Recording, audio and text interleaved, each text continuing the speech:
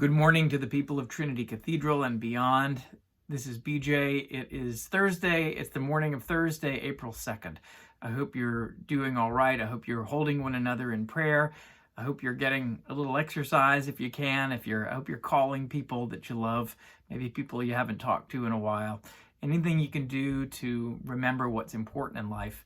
Try to keep yourself healthy and sane at this moment. I want to talk to you a little bit about what it means as people of faith to look after those in our community. And this is a conversation about something that we're incredibly sensitive to right now, and that's talking about our money. That's talking about how we use what God has given us to take care of those in need.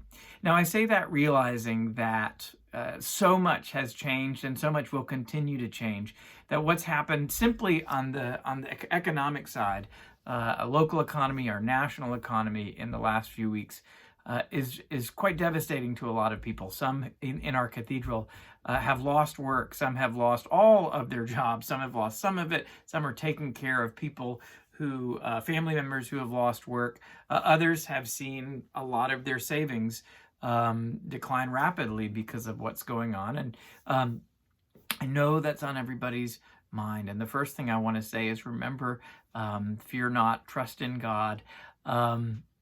Remember that God is with us in times of anxiety and loss, just as much as God is with us in times where we feel times of plenty. But something is happening, of course, as you know, because of federal intervention. There's stimulus packages, and so each of us is fortunate to be receiving some funds in the coming days. And I'm not actually here to talk about sending it to the church. That should go without saying, that the church relies on support even in the best of times. Trinity is impacted as any church might be. So please, if you're able to continue your pledge, if you're able to keep giving, we hope that you absolutely will. But there's such a larger message here about how our generosity ties us to our wider community.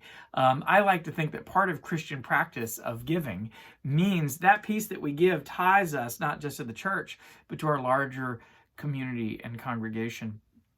And so as you think about, this actually came up in our vestry meeting the other night, as you think about government stimulus, money that we as individuals will be receiving. Someone in vestry said this: we know that throughout our community, as well as in the cathedral, there are people who need every bit of that check that's going to come their way. For some, it's a lifeline. For some, it barely begins to address the need, but at least it's something. And that may be where you are. That's where a lot of people are right now. And understand that we are in your prayer. You are in our prayers. I hope we are in yours as well. But the person on our vestry said there are also people who are fortunate to be in a position where they don't need to immediately cash that check for rent or groceries. Maybe there's a little more savings or just a little bit give in what they have. And if you are fortunate to be in that position, I hope you'll consider how you can use that to impact those who are particularly in need right now. Perhaps that means a community organization. Perhaps that means a local business that is drying up and needs every bit of help that they can. Yes, that can certainly include giving to the church as well. But the bigger picture is this: if you are fortunate to be able to share what you receive with a community partner who is in need, I hope you'll consider doing that. Because we use the word stewardship in Christian fundraising. Sometimes that gets a little bit jargon-y, but it's at the heart of how we steward, how we care for the whole community that God has given us to live in. This is a moment where, yes, there's uncertainty. We don't know what next week will bring or the week after. I want you to continue to hold, as we make each and every individual decision, I want you to hold it up in prayer. That's why discernment is important. But also remember to keep an eye out for those ways that we can use, whether it's a windfall, whether it's a gift, to take care of those who really desperately need it right now.